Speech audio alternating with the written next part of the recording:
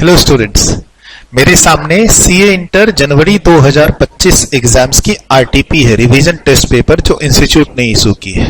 Right, यानी ये video जो यूट्यूब पे आप देख रहे हैं सीए इंटर के स्टूडेंट्स के लिए रेलेवेंट है, जिन बच्चों का एग्जाम्स जनवरी 2025 में है। इसमें हम लोग क्या डिस्कस करने वाले, पूरी आरटीपी डिस्कस करने वाले हैं? नहीं, रिवीजन टेस्ट पेपर में इनकम टैक्स पोर्शन का जो पहला क्वेश्चन है, केस सिनेरियो बेस्ड एमसीक्यूज, सिर्फ वो मैं इसमें डिस्कस करने वाला हूं। केस सिनेरियो बेस्ड एमसीक्यूज, इसमें कुछ पैराग्राफ्स हैं जो मैं आपके साथ पढ़ूंगा, आपको समझाऊंगा, एनालाइज करवाऊंगा, और उस पर बेस्ड होके 5 एमसीक्यूज हैं जिसको हम लोग अटेम्प्ट करेंगे आपके सामने, है ना। अच्छा, एग्जाम में देखो तो आपको एग्जाम्स में ऐसा ही क्वेश्चन आएगा। देखो, केस बेस्ड एमसीक्यूज आएंगे, लेकिन अब उसमें जो केस हमें केस स्टडी दी हुई होगी उसको पढ़ने के बाद 3 एमसीक्यूज अटेम्प्ट करने हैं, या 4 करने हैं, या 5 करने हैं, वो एग्जाम में ही पता चलेगा। फिलहाल यहां 5 करने हैं। 5 into 2 10 मार्क्स, और 10 मार्क्स का मतलब है हमारे 18 मिनट लगने चाहिए। लेकिन अब चूंकि मुझे पढ़ना भी है, समझाना भी है, तो इसमें हो सकता है थोड़ा ज्यादा टाइम लगे। लेकिन जब आप विदाउट एनी वीडियो की रेफरेंसेस से, मान लीजिए आपका कोर्स कंप्लीट है, रिवीजन कर रहे हो, और आप केस बेस्ड, ये जो केस सिनेरियो बेस्ड एमसीक्यूज घर पे अटेम्प्ट कर रहे हो, तो आपको ज्यादा टाइम नहीं लगेगा अगर आप खुद के कॉन्सेप्ट से इन सबको सॉल्व कर रहे हो। एक एमसीक्यूज मैं आपके सामने सॉल्व कर रहा हूं, आप और कर लेना। आरटीपी की एमसीक्यूज मैं आपके साथ सॉल्व कर लेता हूं केस बेस्ड, ऐसे ही एमटीपी में है, हो सकता है मैं उसका वीडियो अपलोड कर दूं, आप खुद अटेम्प्ट कर लेना। आपके अटेम्प्ट की जो एमटीपी और आरटीपी है, उसमें जो केस सिनेरियो बेस्ड एमसीक्यूज दिए हुए, इसके अलावा और आप अटेम्प्ट करना चाहते हो तो मेरी इनकम टैक्स की जो प्रैक्टिस बुक है उसमें चले जाओ। वहां पर आपके पास अराउंड 40, यस, 1-2 नहीं, इनकम टैक्स के around 40 case scenario based MCQs मेरी प्रैक्टिस बुक में दी हुई है, जो मेरे टेलीग्राम चैनल पे ऑलरेडी अपलोडेड है। इनकम टैक्स प्रैक्टिस बुक जनवरी 2025 के नाम से। डिस्क्रिप्शन में जाओगे, मैं उसका टेलीग्राम चैनल का लिंक दे दूंगा। फिलहाल हम लोग इसको डिस्कशन करते हैं, पढ़ते हैं। एक चीज और, अब पढ़ने में ऑब्वियस ही बात है, जैसे हम लोग ना सेलेक्टिव स्टडीज करते हैं। आप एग्जाम्स की प्रिपरेशन में क्या करते हो? सेलेक्टिव स्टडीज करते हो। एबीसी एनालिसिस में देखते हो कि कौन से चैप्टर हैं जो ए कैटेगरी में मोस्ट इंपॉर्टेंट कैटेगरी में जा रहे हैं, हम उसकी तैयारी करेंगे, है ना। बी वाले कैटेगरी की कुछ करेंगे, सी वाले की करेंगे ही नहीं, ऐसा कुछ आप लोग एनालाइज करके जाते हो। जब आप ना सेलेक्टिव स्टडीज करके जाते हो कि सर वॉल्यूम बहुत है इनकम टैक्स और जीएसटी का, 100 मार्क्स के लिए सारा कोर्स और सारे चैप्टर नहीं हो पाएंगे, हम सेलेक्टिव पढ़ के जाएंगे, तो जब आप सेलेक्टिव स्टडीज की तैयारी, सेलेक्टिव चैप्टर्स की प्रिपरेशन करके जाते हैं, तो थोड़ा मुश्किल हो जाता है कभी कभार इस तरीके के क्वेश्चन को सॉल्व करना। लक की बात रहेगी कि आप कौन कौन से चैप्टर प्रिपेयर करके जा रहे हैं, और एग्जाम में केस सिनेरियो बेस्ड एमसीक्यूज कौन कौन से चैप्टर से कनेक्ट होके आ रहा है, वो एक लक फैक्टर का बात रहेगा। एक बात और, जब आप एग्जाम्स की तैयारी करते हो और कोई वीडियो देखते हो एबीसी एनालिसिस वाला, कि भाई कौन से चैप्टर बहुत ज्यादा इंपॉर्टेंट है वेटेज वाइज, या फिर पास्ट एग्जाम्स वाइज कौन से चैप्टर ज्यादा वेटेज रखते हैं, कौन से कम रखते हैं, कौन बहुत सबसे लिस्ट इंपॉर्टेंट होते हैं। सर ये जो एबीसी एनालिसिस होती है ना, ये कोर्स कंप्लीट करने के बाद, जब आप पूरा कोर्स कंप्लीट कर लेते हैं, हर चैप्टर हर लेक्चर को आप कर लेते हैं, उसके बाद अप्लाई होती है रिवीजन के टाइम पे।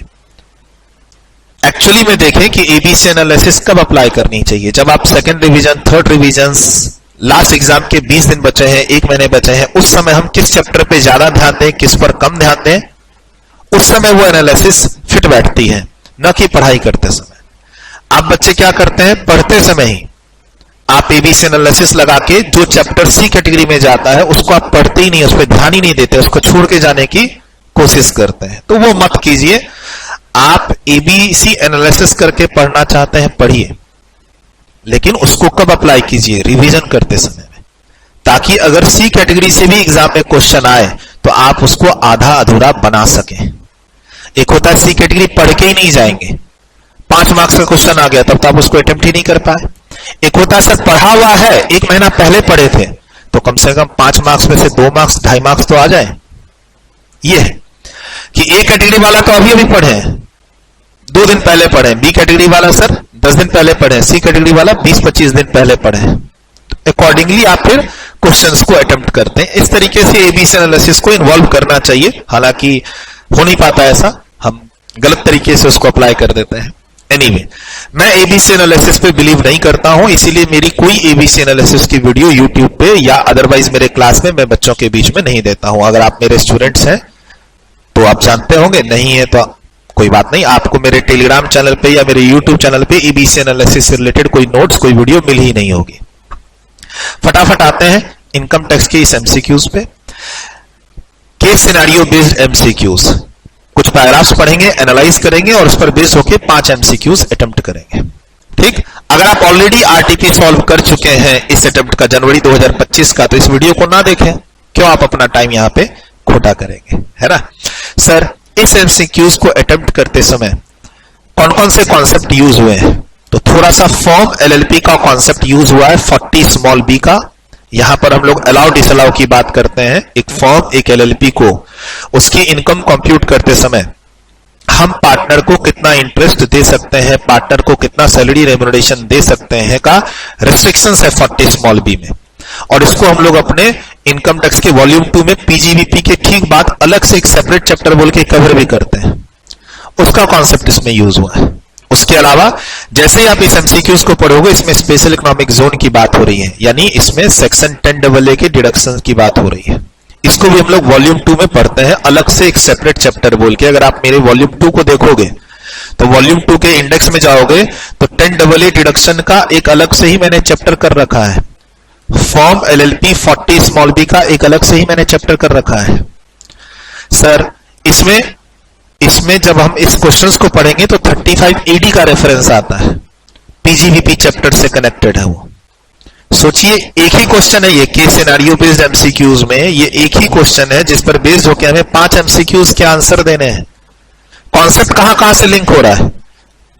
एक फॉर्म एलएलपी 40 स्मॉल बी से, दूसरा 10AA डिडक्शन एसईजेड यूनिट के लिए जो स्पेशल डिडक्शन है 10AA का वो, फिर एक कॉन्सेप्ट यूज हो रहा है 35 AD का डिडक्शन पीजीबीपी चैप्टर के अंदर। पीजीबीपी चैप्टर में मैं क्लास में बताता रहता हूं 7 से 8 इंपॉर्टेंट कॉन्सेप्ट्स हैं, जैसे आप एडिशनल डेप्रिसिएशन की बात कर लो, 43B की बात कर लो, प्रिजम्पटिव बेसिस ऑफ टैक्सेशन की बात कर लो, या रिसर्च से रिलेटेड सेक्शन 35 की बात कर लो। वैसे यहां पर एक सेक्शन 35 AD को भी मैं पीजीबीपी के अंदर इंपॉर्टेंट बताता हूं, तो वहां से भी ये कॉन्सेप्ट यूज हो रहा है। उसके अलावा इसमें कुछ डिडक्शंस इन्वॉल्व हैं।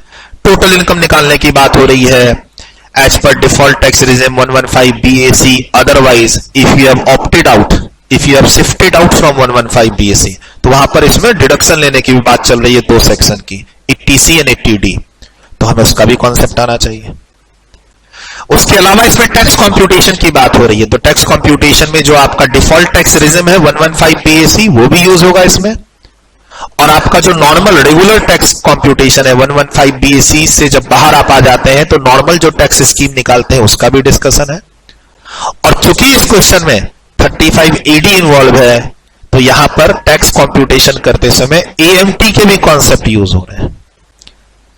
सवाल एक है, 5 एमसीक्यूज है और अराउंड 6 से 7 अलग अलग चैप्टर इन्वॉल्व हो रहे हैं।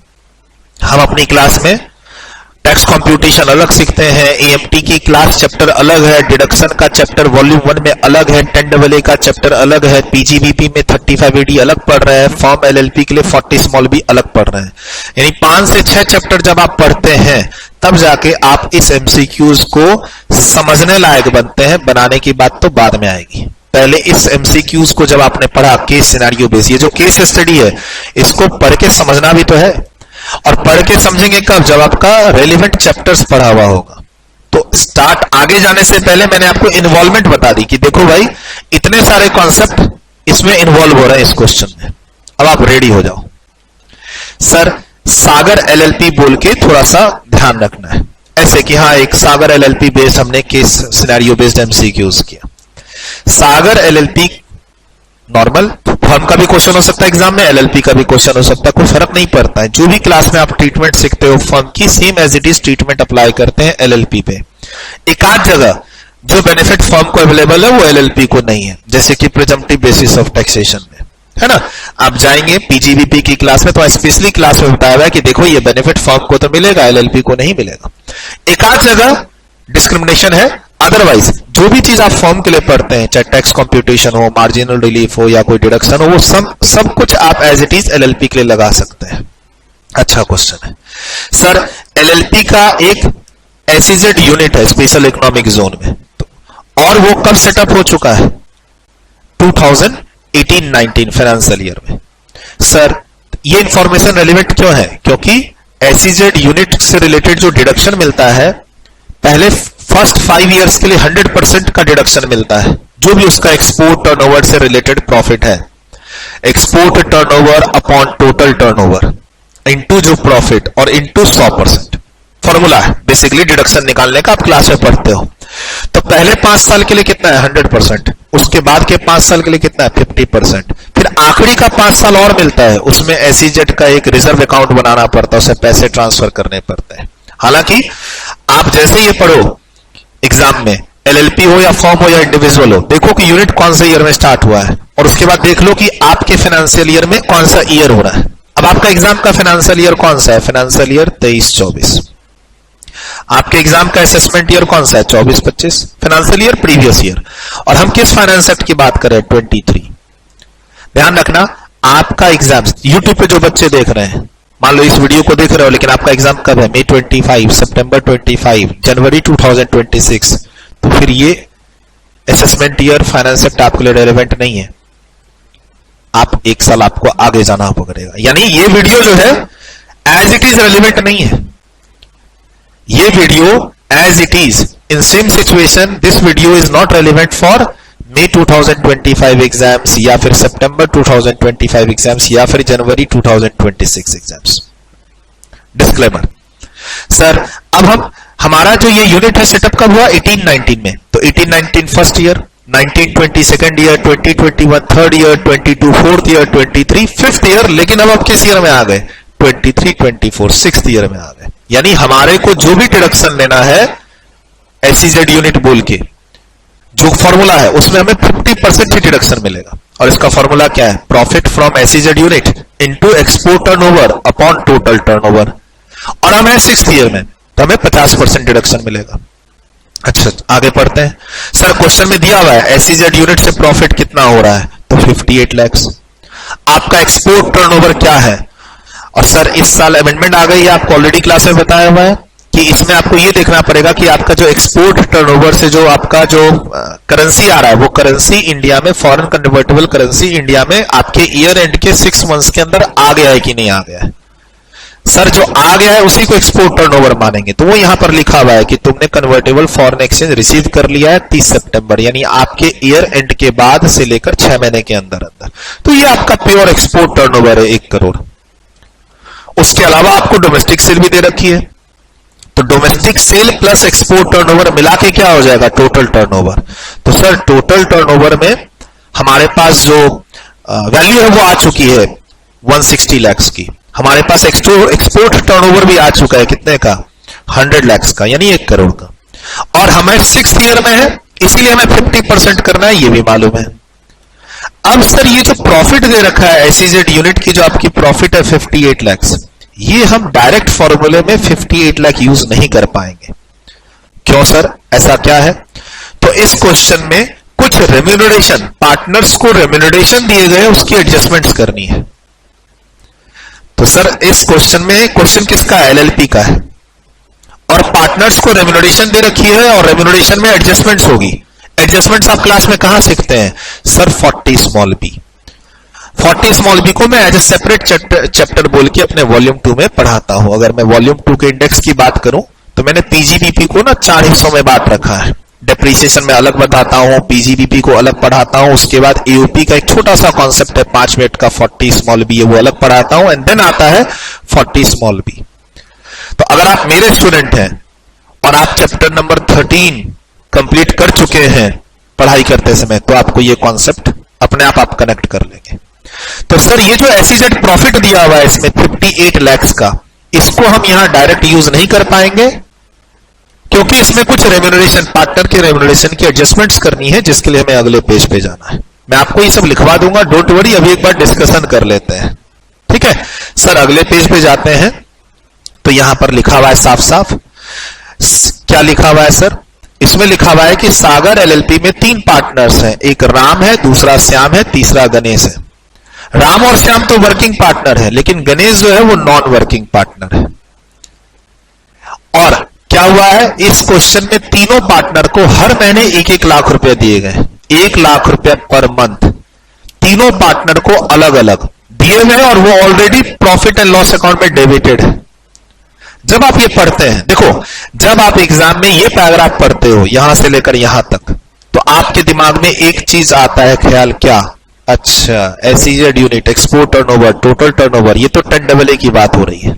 अब इसके लिए आपका 10AA पढ़ा हुआ हो, 10AA पढ़ा हुआ हो मतलब अगर आप मेरे स्टूडेंट्स हैं तो वॉल्यूम 2 में जाके आपने कौन सा चैप्टर पढ़ा हो? वॉल्यूम 2 में जाके आपने चैप्टर नंबर 20 पढ़ा हुआ हो। मैंने क्या बोला था? मैंने कुछ कुछ कॉन्सेप्ट्स के अलग चैप्टर बना रखे हैं अपनी बुक में जो आपके एग्जाम्स के लिए रेलिवेंट है। ईएमटी को मैंने सेपरेट चैप्टर बोल के पढ़ाया हुआ है, चैप्टर नंबर 21 वॉल्यूम 2 में। Sir tax computation including 115 PAC मैं अपनी क्लास में वॉल्यूम 1 में पढ़ाता हूं, और एएमटी उस समय थोड़ा बहुत बता के एक सेपरेट चैप्टर में अलग से डील करता हूं। क्यों? क्योंकि इंपॉर्टेंट है।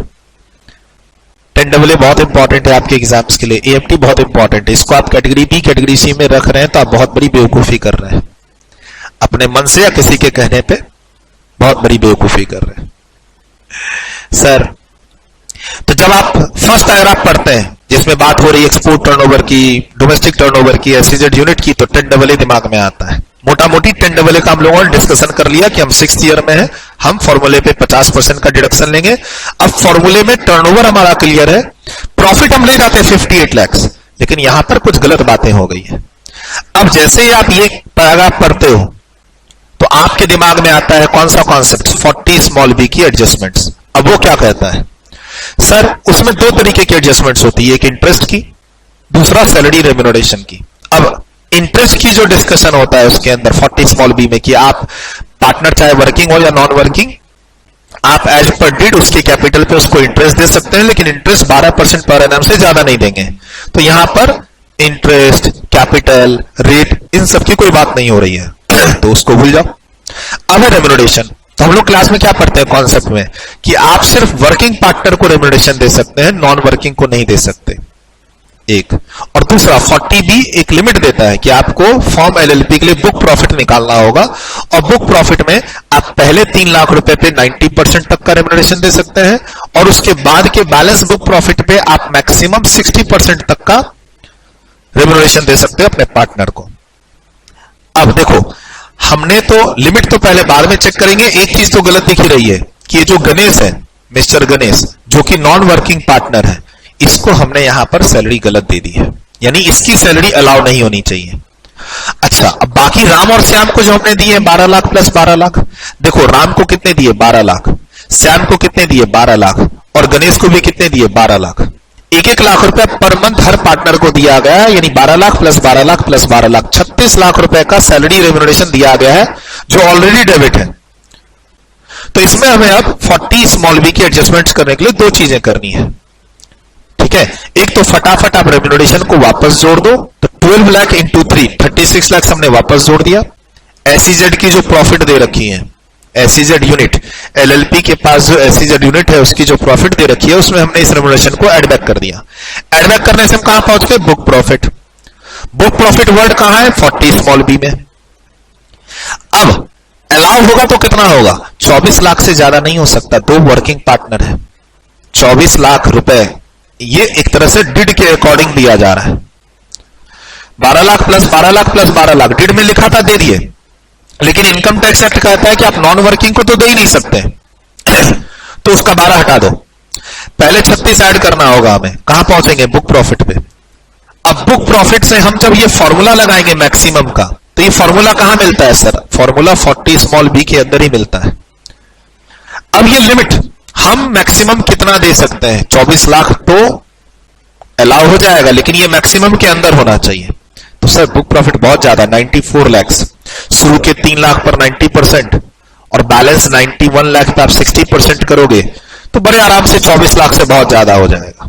तो यानी मोटा मोटी 24 लाख रुपया अलाउ होगा, 36 लाख अलाउ नहीं होगा। 36 लाख ऐड कर दो, 24 लाख घटा दो। सर 24 लाख अलाउ हो जाएगा? हाँ, क्यों? क्योंकि ये 60% 90% वाला जो कैलकुलेशन है उसकी लिमिट के अंदर है। यानी फाइनली रेम्युनरेशन की एडजस्टमेंट्स करने के बाद जो एलएलपी की पीजीबीपी इनकम है जिस पर हमें 10AA का डिडक्शन मिलेगा एसईजेड यूनिट का, वो कितनी आ गई? 70 लाख। तो अब ये 70 लाख आपके फॉर्मूले में चला जाएगा।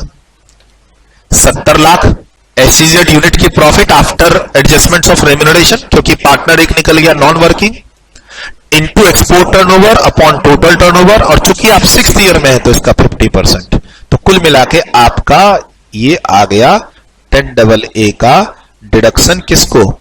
एलएलपी को। जो आपके एमसीक्यूज है उसमें एक एमसीक्यूज पूछ रहा है इसमें कि हम पार्टनर को रेम्युनरेशन कितना देंगे। देखो एक रेम्युनरेशन, ये वाला आंसर हमारा आ गया। आप एग्जाम में क्या करोगे? आप एग्जाम में फटाफट सारा केस सिनेरियो पढ़ोगे, और केस सिनेरियो जो पैराग्राफ्स है वो पढ़ते के साथ ही अटेम्प्ट मत करना, आप फटाफट एमसीक्यूज भी देखना कि कहां पर क्या पूछा जा रहा है, हमें इस क्वेश्चन में क्या क्या डिराइव करना है। सर सिर्फ आप पैराग्राफ पढ़ने के बाद रफ मत करने लग जाना, ये सारी कैलकुलेशन रफ में होगी, एग्जाम में हमको इसको सॉल्व नहीं करना है। लेकिन मैं जो अभी तुम्हें समझा रहा हूं तो सॉल्व करके ही तो समझाऊंगा, इसलिए तो मुझे अभी पढ़ाने में बताने में ज्यादा टाइम लगेगा। सर मुझे पढ़ाने बताने समझाने में थोड़ा ज्यादा टाइम लगेगा। आप अपने एग्जाम्स का जो एक कैलकुलेशन है कि भाई 10 मार्क्स के लिए मुझे 18 मिनट चाहिए, उसके अंदर अंदर मुझे इसको सॉल्व करना है और रफली आपको करना है। मेन आंसर तो यहां दिया हुआ, इसमें से एक को टिक मारना है। अब देखो पहला एमसीक्यूज हमारा सॉल्व हो गया कि रेम्युनरेशन जो एलएलपी को अलाउ हो रहा है वो कितना अलाउ होगा। What is the amount of remuneration allowable as deduction to the LLP. तो इसके लिए हमने कौन सा कॉन्सेप्ट यूज किया? 40b का कॉन्सेप्ट यूज किया, जिसमें इंटरेस्ट की भी बात होती है लेकिन यहां इन्वॉल्व नहीं हुआ, रेम्युनरेशन की बात हो रही थी। तो हमने एक वो बुक प्रॉफिट का 3 लाख पर 90%, बैलेंस पे 60% का कॉन्सेप्ट लगाया, और एक लगाया कि नॉन वर्किंग पार्टनर को हम नहीं दे सकते रेम्युनरेशन। तो कुल मिला के हमारा आंसर ये डी आ गया। D is the correct answer कि आप 24 लाख रुपए से ज्यादा रेम्युनरेशन इस क्वेश्चन में अपने पार्टनर को नहीं दे सकते। एक खत्म। दूसरा क्वेश्चन है इसमें कि इस क्वेश्चन में दूसरा एमसीक्यूज, इस क्वेश्चन में जो एलएलपी है उसको 10AA का कितना डिडक्शन मिलेगा, और जो मिस्टर गणेश है जो तीसरा नॉन वर्किंग पार्टनर है, अभी आगे हमने नहीं पढ़ा है। इस क्वेश्चन नंबर 2 में, इस एमसीक्यूज में 2 क्वेश्चन है। एक एलएलपी को कितना डिडक्शन मिलेगा 10AA का, वो हमारा आ गया, वो हमारा आ चुका है। एलएलपी को हमारा डिडक्शन कितना मिलेगा वो आ चुका है, वो आ चुका है 21,87,500, ये आ चुका है। और जो एक पार्टनर है नॉन वर्किंग पार्टनर, यानी हमारा जो आंसर है वो क्या तो बी हो सकता है या डी हो सकता है। 21.875, 21.875 हाफ पार्ट आ चुका है कि एलएलपी को 10AA का कितना डिडक्शन मिलेगा। तो इसके लिए तो 10AA वाला चैप्टर आपका पढ़ा हुआ होना चाहिए, इंपॉर्टेंट भी है। सर 10AA की तो पूरा का पूरा जो लेक्चर डिस्कशन है वो मैंने अपने YouTube पे डाला हुआ है, क्योंकि इंपॉर्टेंट है ये। देखो 115 BSc पूरा डिस्कशन मैंने अपने YouTube पे डाला हुआ है, ठीक। उसके अलावा 10AA का फुल डिस्कशन मैंने अपने YouTube पे डाला हुआ है, AMT का फुल डिस्कशन मैंने अपने YouTube पे डाला हुआ है। जो इंपॉर्टेंट कहीं कहीं देखो 100% सिलेबस तो मैंने नहीं रखा है YouTube पे, लेकिन मुझे लगा है कि हाँ यहाँ स्टूडेंट्स का फायदा हो सकता है, तो वो चीज मैंने अपने YouTube पे डाली हुई है। फटाफट आते हैं, इसमें से एक पार्ट हमारा हो चुका है। अब गणेश को 35AD का डिडक्शन कितना मिलेगा रेगुलर प्रोविजंस में। सर रेगुलर क्यों लिखा हुआ है? क्योंकि 115 BAC के अंदर अगर हम जाते हैं गणेश के लिए, तो गणेश को फिर 35AD का बेनिफिट नहीं मिलेगा। जब आप 115 BAC पढ़ते हो तो वहां लिखा हुआ है कि 35AD का डिडक्शन नहीं मिलेगा, तो इसलिए यहां बोला रेगुलर प्रोविजंस। तो करेंगे अब गणेश के लिए काम। अच्छा, आगे के सारे क्वेश्चन अब गणेश से कनेक्टेड है, आगे के जो भी एमसीक्यूज है अब गणेश से कनेक्टेड है। जो नॉन वर्किंग पार्टनर है एलएलपी में, गणेश की टोटल इनकम कितनी होगी under the regular provision. Regular provision का मतलब क्या है? 115 BAC से बाहर निकल जाए तो कितना इनकम होगा। अब इस इनकम के लिए गणेश की और बाकी इनकम देखेंगे, बाकी डिडक्शंस देखेंगे। अभी गणेश से रिलेटेड इंफॉर्मेशन उन्होंने नहीं पढ़ा है। आगे एक और एमसीक्यूज है, गणेश के लिए बोलता है टैक्स कंप्यूट करके बताओ अगर वो 115 BAC में रहता है, डिफॉल्ट टैक्स रेजिम में। यानी अब हमें गणेश पर फोकस करना होगा, उसकी दोनों तरीके की इनकम निकालनी होगी। एक 115 बीएसई में कितनी इनकम हो रही है, फिर उसका टैक्स निकालना होगा, और एक 115 बीएसई से बाहर निकल जाता है रेगुलर टैक्स में, तो वहां इनकम कितनी होगी और वहां टैक्स कितना होगा। क्यों सर, 5वां नंबर एमसीक्यूज में टैक्स लायबिलिटी पूछ रहा है। अगर वो 115 बीएसी से बाहर निकल जाता है तो कितना टैक्स होगा, और यहीं पर हमें उसका फिर क्या करना होगा, एक रेगुलर टैक्स निकालना होगा वर्सेस इसका हमें यहां पर एएमटी निकालना होगा क्वेश्चन नंबर 5 में। अब तुम प्रॉपर वे में फॉर्मेट बना के सबको सॉल्व करोगे तो ऑब्वियस सी बात है इस क्वेश्चन को सॉल्व करने में अराउंड 40 से 45 मिनट लग जाएंगे। अगर तुम सभी को फॉर्मेट वाइज सॉल्व करने की कोशिश करोगे, मान लो ये लॉन्ग क्वेश्चन होता, डिस्क्रिप्टिव क्वेश्चन होता 10 मार्क्स का, यही क्वेश्चन 10-12 मार्क्स में भी तुमसे पूछा जा सकता है। क्या नहीं है सिलेबस में तुम्हारे, क्या तुम्हारे सिलेबस में टोटल इनकम निकालना नहीं है, टैक्स कंप्यूटेशन नहीं है, एएमटी नहीं है, या 115 बीएसई नहीं है, सब कुछ है। तो अगर तुम्हारा कॉन्सेप्ट क्लियर है, 100% सिलेबस पे तुम्हारा कंट्रोल है, तो तुम्हारे डिस्क्रिप्टिव क्वेश्चंस भी बनेंगे और इस तरीके के क्वेश्चंस भी बनेंगे। प्रैक्टिस करने के लिए तुम्हारे पास इंस्टीट्यूट की आरटीपी एमटीपी है, तुम्हारे पास मेरा प्रैक्टिस बुक है, करो ना प्रैक्टिस, कमी थोड़ी है क्वेश्चन की। तो अब अपना पूरा फोकस किस पे जा रहा है, गणेश पर। तो सर गणेश के लिए आगे क्या इंफॉर्मेशन है, गणेश के लिए इंफॉर्मेशन है, एक तो ऊपर पता चल गया, देखो गणेश ऊपर नॉन वर्किंग पार्टनर है, नॉन वर्किंग पार्टनर है तो अब गणेश को फॉर्म में न तो इंटरेस्ट अलाउ होगा न वहां सैलरी अलाउ होगी, यानी फॉर्म से इंटरेस्ट और सैलरी निकल के गणेश के पीजीबीपी इनकम में कुछ टैक्सेबल हो ऐसा नहीं है, और एलएलपी से जो शेयर ऑफ प्रॉफिट होगा वो एग्जम्प्ट होता है। यानी गणेश को एलएलपी से कितनी इनकम आ रही है उसके बारे में सोचने की कोई जरूरत नहीं है। गणेश नॉन वर्किंग पार्टनर है, रेम्यूनरेशन वहां अलाउ ही नहीं होगा, इधर टैक्सेबल ही नहीं होगा। ठीक, इंटरेस्ट टैक्सेबल होता है लेकिन इंटरेस्ट की कोई इंफॉर्मेशन ही नहीं है। सर अगर एलएलपी गणेश को इंटरेस्ट दे रही होती ना तो वो इंटरेस्ट हम पीजीबीपी इनकम बोल के गणेश के हेड पे टैक्स करते, लेकिन ऐसा कोई इंटरेस्ट की कैलकुलेशन दे नहीं रखी है, और शेयर ऑफ प्रॉफिट एग्जम्प्ट होता है एलएलपी फॉर्म से। तो अब एलएलपी से गणेश को क्या इनकम आ रही है भूल जाओ, अब गणेश की इंफॉर्मेशन पढ़ते हैं। सर गणेश नौकरी कर रहा था शुरू के 6 महीने, सितंबर एंड में नौकरी छोड़ दी 80,000 रुपए पर मंथ की। तो सर 80,000 रुपए पर मंथ की अगर गणेश ने नौकरी छोड़ दी है सेम ईयर में, आप ही के ईयर में, तो सर गणेश को सैलरी इनकम हो रही है फर्स्ट 6 मंथ्स के लिए 80,000 रुपीज पर मंथ इंटू 6 480 और माइनस 50,000 का डिडक्शन, कितना इनकम 4,30,000। और सर ये 50,000 का डिडक्शन तुमको 115 बीएसी में भी मिलेगा और रेगुलर में भी मिलेगा, ये बात तो तुमको पता है। सैलरी का जो 50,000 का डिडक्शन है 16(1)(a) का स्टैट्यूटरी डिडक्शन, वो अब 115 बीएसी में भी मिलता है। तो सर ये इंफॉर्मेशन क्लियर। अच्छा तुमको रफ में बनाना है, ज्यादा टाइम नहीं देना है, क्योंकि अल्टीमेट पर्पस क्या है, एमसीक्यू को सॉल्व करना, और डिस्क्रिप्टिव में ये सब कॉन्सेप्ट आ जाए तो फॉर्मेट के साथ बना देना, तुमको मालूम ही है। आ जाओ आगे। सर सैलरी वाला पार्ट क्लियर हो गया कि 6 महीने की सैलरी मिल रही है 80,000 इंटू 6 और 50,000 का डिडक्शन ले लेना। उसके बाद वहां से रिजाइन करके उसने अपना बिजनेस स्टार्ट कर लिया। बिजनेस में क्या स्टार्ट किया, warehousing facility in Pune for storage of agriculture produce. इतना ही पढ़ने पर आपकी बत्ती जलनी चाहिए। अच्छा अगर आप वेयर हाउसिंग फैसिलिटी स्टार्ट करते हो एग्रीकल्चर प्रोड्यूस के लिए, तो ये देखो जैसे एसई से यूनिट पढ़ा तो 10AA, तो जैसे ही तुम्हारे सामने ये लाइनें आएंगी एग्जाम में, warehousing facility agriculture produce, तो तुम्हारे दिमाग में अपने आप जाना चाहिए अरे ये तो पीजीबीपी क्लास 35AD की ओर ले जा रहा है, स्पेसिफाइड बिजनेस दिया हुआ है 35AD के लिए तुम एलिजिबल हो, तुम सारे कंडीशन सेटिस्फाई कर रहे हो।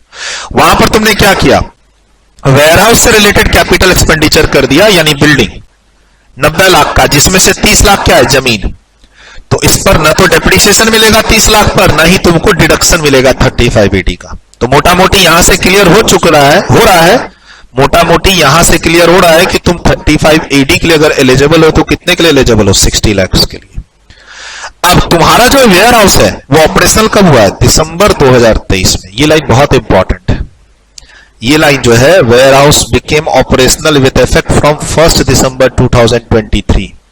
क्यों सर, क्यों इंपॉर्टेंट है, अगर तुमको डिडक्शन नहीं मिलेगा 35AD में तो फिर तुम डेप्रिसिएशन लेना चाहोगे, और बिल्डिंग है तो 60 लाख का 10%, और पुट टू सपोज 180 दिन से कम होता है तो 50%। तो सर ये 50% आधा डेप्रिसिएशन क्या होगा? देखो 3580 का डिडक्शन मिल जाए तो 60 लाख, और ना मिले, बोले सर ना मिले वाली बात कहां आएगी? सर 3580 का बेनिफिट 115 बीएसी की इनकम निकालते समय नहीं मिलेगा, तो वहां हमें डेप्रिसिएशन मिलेगा। तो डेप्रिसिएशन कितना लेंगे? बिल्डिंग का 10%? नहीं, उसका भी आधा करना होगा। आधा क्यों कर रहे हैं? क्योंकि तुमने अपना बिजनेस स्टार्ट कब से किया? दिसंबर 23 से। पहले साल में तुमने बिल्डिंग भले खरीद ली हो अप्रैल, मई, जून, जुलाई में, लेकिन अगर तुमने अपना बिजनेस स्टार्ट किया दिसंबर और जनवरी में, तो तुमको अपना डेप्रिसिएशन आधा करना ही पड़ेगा। तो सर हमें इस डेप्रिसिएशन वाले कॉन्सेप्ट पे भी ध्यान रखना पड़ेगा। ये एएमटी में काम आएगा, ये 115 बीएसी में काम आएगा। कब? जब तुमको 3580 का बेनिफिट ना मिले। और इस वेयर हाउसिंग फैसिलिटी से तुम्हारी इनकम कितनी दे रखी है? 1 करोड़ 10 लाख। एक तो ध्यान रखना, कभी भी कोई भी यूट्यूब में किसी भी क्वेश्चंस को आप डिस्कस करो किसी भी फैकल्टी के साथ, इंक्लूडिंग मेरे साथ, तो पहले क्वेश्चन को खुद पढ़ लिया करो, तब मजा आएगा। आपको पता चल गया कि सर आरटीपी का इनकम टैक्स में केस बेस्ड सिनेरियो एमसीक्यू पहला वाला डिस्कस करने वाले, तो वीडियो को रोक के पहले उस एमसीक्यूज को खुद पढ़ लो, उसके बाद फैकल्टी का वीडियो स्टार्ट करो। इससे तुम्हारी इफिशियंसी बढ़ेगी, कनेक्शन पावर बढ़ेगा। तो सर हमें अब इस क्वेश्चन में यहां से यहां तक जो इंफॉर्मेशन मिली उससे हम गणेश की total income, gross total income निकाल सकते हैं, जिसमें उसकी सैलरी इनकम आ जाएगी।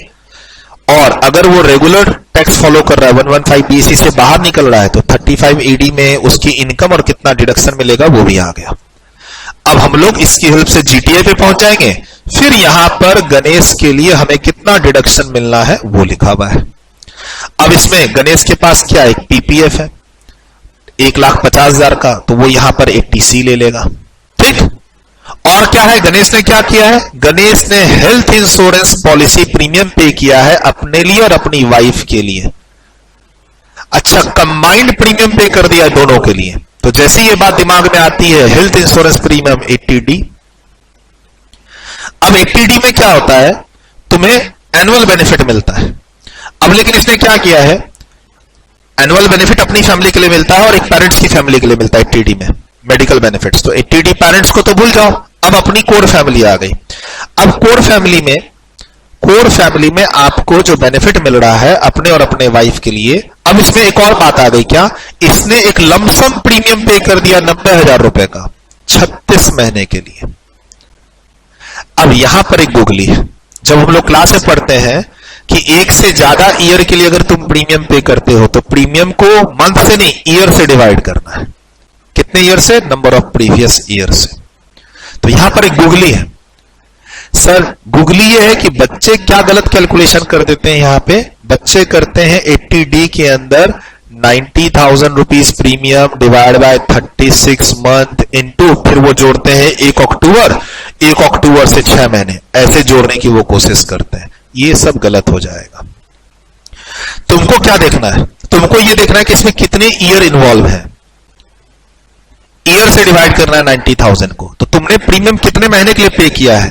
36 महीने के लिए। 1 अक्टूबर 2023 से लेकर 30 सितंबर 2026 तक के लिए 36 महीने आपके कहां खत्म हो गए? 30 सितंबर 2026 को। अब इसमें कितने ईयर इन्वॉल्व है? तो इसमें 23-24, 24-25, 25-26 और 26-27 4 साल इन्वॉल्व है। तो तुमको क्या करना होगा? क्लास में बताया हुआ है 80D, क्लास में डिडक्शन चैप्टर में 80D के अंदर सबसे आखिरी में यह पढ़ाता हूं तुमको मैं कि अगर तुमने लमसम प्रीमियम पे किया है तो टोटल प्रीमियम को पहले नंबर ऑफ ईयर से डिवाइड करो, ना कि नंबर ऑफ मंथ से। और नंबर ऑफ ईयर कौन कौन सा प्रीवियस ईयर इन्वॉल्व है उसके हिसाब से। तो जब तुम प्रीमियम पे करते हो 36 महीने का 1 अक्टूबर को, तो तुम्हारा वो जो लाइफ है प्रीमियम की पॉलिसी की जो लाइफ है वो खत्म कहां हो रही है? 30 सितंबर 2026 को। और ऐसा करने से इसमें 4 साल इन्वॉल्व हो जा रहे हैं, 2026-27 भी इन्वॉल्व हो जा रहा है। तो इसको आपको मंथ से डिवाइड नहीं करना है और ना कि 3 साल से डिवाइड करना है, तुमको इसको 4 साल से डिवाइड करना है और 80D का बेनिफिट लेना है। एक गूगली इसमें ये भी है। मोटा मोटी देखो डिस्कशन सारा हो गया है, अब इसको फ्रेम में लाना है। मैं तुमको नोट करवा दूंगा। फ्रेम में लेके आते हैं। फ्रेम में लेके आते हैं, sir warehousing facility, salary निकल चुकी, वेयर हाउसिंग फैसिलिटी में इनकम दे रखा है 1 करोड़ 10 लाख का। अब हम क्या कर रहे हैं, 115 बीएसी से बाहर निकल चुके हैं, opted out from section 115 BAC, यानी किसमें हम आ चुके हैं, रेगुलर टैक्स में। रेगुलर टैक्स में तुम्हें 35 ईडी का बेनिफिट मिलेगा। अभी अभी तुम्हारे साथ डिस्कस हुआ, आप कितने का बेनिफिट लेंगे, 60 लाख का। तो मेरा जो पीजीबीपी इनकम है वेयर हाउसिंग फैसिलिटी से वो कितना आ गया, 50 लाख। ऊपर मेरी सैलरी इनकम है 430, मेरा जीटीआई आ चुका। अब अभी आपके साथ डिस्कशन हुआ कि 80C भी लेंगे, 80D भी लेंगे, 80D में 4 साल से डिवाइड करेंगे। 4 साल से डिवाइड करना है, न कि 36 महीने से और न कि 3 साल से, और ये भी नहीं करना है कि 36 महीने से डिवाइड करके 6 से मल्टीप्लाई करना है। अब ये हमारे well with in the limit है, 80D की जो मॉनेटरी लिमिट है उसके अंदर आ गया। हमने ये पूरा बेनिफिट लेके कहां पहुंच गए, टोटल इनकम पर। ये टोटल इनकम कौन सी है, ये रेगुलर नॉर्मल प्रोविजन वाली टोटल इनकम है। 115 बीएसी से बाहर आ चुके हैं, shifted out from section 115 BAC regular provision, जहां पर हमें 35 एडी का भी बेनिफिट मिल रहा है और जहां पर हमें 80C 80D का डिडक्शन भी मिल रहा है। और टैक्स रेट आपको मालूम ही है 2.5, उसके बाद 5%, उसके बाद 20%, बाकी 30%। चूंकि इनकम तुम्हारी 50 लाख से ऊपर है तो तुमको सरचार्ज भी ऐड करना है। मार्जिनल रिलीफ चेक कर लेना, नील आ रहा है। सर जब हम 50 लाख के क्लोज होते हैं, 1 करोड़ के क्लोज होते हैं तो रिलीफ लेते हैं, लेकिन ये थोड़ा दूर है। अगर इस क्वेश्चन में टोटल इनकम आती ना 51 लाख 20,000, 51 लाख 50,000, तो मैं मार्जिनल रिलीफ तुमको बताता। तुम एक बार घर पे कर लेना, इसमें मार्जिनल रिलीफ 0 आएगा। मोटा मोटी हमने इसमें टैक्स वैक्स जोड़ा तो रेगुलर टैक्स इतना आ गया। लेकिन अब क्या होता है, रेगुलर टैक्स को एएमटी से कंपेयर करके विच एवरेज हायर लेना पड़ता है। एएमटी क्यों, क्योंकि इस क्वेश्चन में तुम 35 ईडी का बेनिफिट ले रहे हो। अगर तुम 10AA का बेनिफिट ले रहे हो या 35 ईडी का बेनिफिट ले रहे हो या इनकम बेस्ड डिडक्शन 80 आईए से आरआरबी का डिडक्शन ले रहे हो तो तुम्हारे ऊपर एएमटी के प्रोविजन लगेंगे। तुम कौन हो गणेश, एएमटी क्लास। तो अब हम क्या करेंगे, देखो ये जो 1589 870 ये तो रेगुलर टैक्स है तुम्हारा, लेकिन क्या ये आंसर है, नहीं। अब इसको एएमटी से कंपेयर करके विच एवरेज हायर लेंगे। हालांकि तुमको एग्जाम में कंफ्यूज करने के लिए ऑप्शन में आंसर दे रखा है। 5वां नंबर क्वेश्चन की तैयारी कर रहे हैं हम लोग। देखो ये निकल चुका हमारा टोटल इनकम गणेश का निकल चुका है रेगुलर प्रोविजन पे 52 57 500, ये आपका निकल चुका है 52 57 500। अब हम लोग एमसीक्यू 5वें की तैयारी कर रहे हैं, जहां पर बोल रहा है टैक्स लायबिलिटी बताओ डिफॉल्ट टैक्स रेजिम से अगर बाहर निकल जाता है, यानी रेगुलर टैक्स। देखो ये आंसर दे रखा है 1589 870, लेकिन ये आंसर नहीं है। क्यों, क्योंकि जब आप 115 बीएससी से बाहर निकल जाते हो तो रेगुलर टैक्स को एएमटी से कंपेयर करके विच एवरेज हायर लेना पड़ता है। ठीक, तो एएमटी में क्या करेंगे, हम 35 ईडी का बेनिफिट जोड़ेंगे और अब बिल्डिंग पे क्या मिलेगा, डेप्रिसिएशन। तो हाफ क्यों किया, इसका लॉजिक मैं आपको बता चुका हूं। ये आ गया adjusted total income. Adjusted total income 1 crore से ऊपर है तो 18.5% टैक्स लगाने के बाद इसमें 15% का सरचार्ज। रेगुलर जो टैक्स था उसमें मात्र सरचार्ज 10% का था, क्योंकि वो इनकम 50 लाख से ऊपर थी, लेकिन ये 1 करोड़ से ऊपर पहुंच गई तो इसमें तुम्हारा 15% का सरचार्ज है, 4% का सेस तो होता ही है। तुम्हारा ये आंसर 288B राउंडिंग ऑफ करने के बाद मैच कर रहा है 460, ये वाला आंसर बी आंसर। तो जो 5 है 5 का बी आंसर हो रहा है, 5 का ए। रेगुलर टैक्स वर्सेस एएमटी में क्या लेते हैं, विच एवरेज हायर, फिर आपको एएमटी क्रेडिट मिलता है जो कैरी फॉरवर्ड होता है। वो सब तो पूछा ही नहीं है, पूछेगा तो बनाएंगे, लेकिन फिलहाल हमारा सही आंसर ए नहीं, इसमें होगा क्या होगा, बी होगा। एग्जाम में क्या ध्यान रखना, अगर तुम्हें डिफॉल्ट टैक्स रिजम से बाहर निकालता है तो रेगुलर टैक्स में एएमटी के बारे में जरूर सोचना। अगर क्वेश्चन में 10AA है, 35 ईडी है या इनकम बेस्ड डिडक्शन है, तो यहां 35 ईडी है गणेश के लिए, 10AA तो एलएलपी के लिए, तो वहां तो सोचना ही नहीं है। अब बच गया एक और आंसर, कौन सा, 115 बीएससी में तुम्हारी इनकम और टैक्स कितना होगा। टैक्स पूछा है तो इनकम तो निकालना ही पड़ेगा। वापस हम चलते हैं इस सीट पे, ये हमारी रेगुलर इनकम थी। अब रेगुलर इनकम पे हम एडजस्टमेंट्स करेंगे तो 115 बीएससी की इनकम आएगी, फिर टैक्स निकाल लेंगे।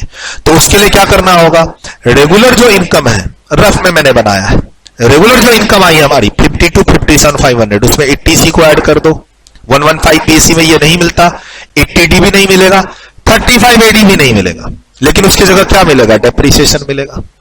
तो तुम्हारा जो टोटल इनकम आ रहा है वो 115 BAC सबसेक्शन 2 के अकॉर्डिंग वो आ रहा है 1,11,30,000। अगेन यहां सरचार्ज है कितने का? 15% का, क्योंकि इनकम 1 करोड़ के ऊपर है। तो यहां तो कैलकुलेशन सिंपल है, हर 3 लाख पर तुम्हारा परसेंटेज बढ़ता रहेगा, पहले निल, फिर 5, फिर 10, फिर 15, फिर 20, उसके बाद 25 है नहीं, सीधा 30, फिर सरचार्ज, फिर सेस, टैक्स मैच कर गया। आपके पांचों एमसीक्यूज इसमें कंप्लीटली कवर्ड हो गए। मैंने क्या बोला? मुझे समझाने, पढ़ाने, बताने में भले टाइम लग जाए, लेकिन अगर तुम वीडियो नहीं देख रहे हो, सारे कॉन्सेप्ट्स तुम्हारे क्लियर है, रफली बना के आंसर मैच करना है, तो बड़े आराम से 15-20 मिनट में तुम इस क्वेश्चन को सॉल्व कर लोगे। नोटिंग कर लो अब, हालांकि कॉन्सेप्ट सब क्लियर है। सर और भी केस सिनेरियो बेस्ड एमसीक्यूज की प्रैक्टिस करनी है तो आरटीपी के अलावा एमटीपी रेफर कीजिए, एमटीपी आरटीपी जनवरी 2025 की रेफर कीजिए, उसके अलावा सितंबर 2024 की भी आप बना सकते हैं, आप मई 2024 की भी बना सकते हैं, कहीं कोई अमेंडमेंट नहीं है आपके लिए। प्लस आप मेरी प्रैक्टिस बुक भी, इसमें प्रैक्टिस बुक में 41 इनकम टैक्स के एमसीक्यूज दे रखे हैं ऐसे ही वाले, आप सबको सॉल्व कीजिए। डाउट हो तो यूट्यूब पे कमेंट कीजिए, मैं आपको उसका कहीं ना कहीं लिंक दूंगा, बताऊंगा कैसे आंसर कहां कैसे आया है। फिलहाल आप मेरे मतलब टीम से कनेक्ट करके इस प्रैक्टिस बुक का पीडीएफ मांग सकते हैं, जिसके कोई चार्ज नहीं है। और अब जो जो चीज यहां मैंने समझाई है वो आप नोट करना चाहते हैं तो नोट कर लीजिए। मेरी तरफ से इस क्लास में जो भी इनपुट देना था मैंने दे दिया। Done done. किसी भी क्वेश्चन को पढ़िए तो देखिए उसमें कौन कौन सा चैप्टर इन्वॉल्व हो रहा है, और अकॉर्डिंगली फिर अपने आप को उस चैप्टर के आसपास ले जाके सॉल्व करने की कोशिश कीजिए। डन। वीडियो रोक के लिख लिया।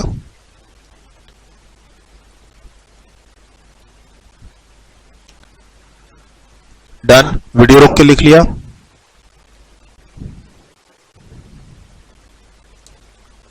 डन। वीडियो रोक के लिखा। डेप्रिसिएशन हाफ क्यों किया वो भी बता दिया। ऊपर 10AA के बेनिफिट्स में हाफ क्यों किया वो भी बता दिया। फॉर्मूले में 58 लाख की जगह 70 लाख क्यों लिया वो भी समझा दिया। बुक प्रॉफिट रेम्युनरेशन के एडजस्टमेंट्स क्यों की वो भी बता दिया। चैप्टर अगर आपका क्लियर है, कॉन्सेप्ट्स क्लियर है, तो यहां समझने में आपको कोई दिक्कत नहीं हुई होगी। डन। वीडियो रोक के लिखा। नेक्स्ट। डन। वीडियो रोक के लिखा। नेक्स्ट। डन। नेक्स्ट। डन।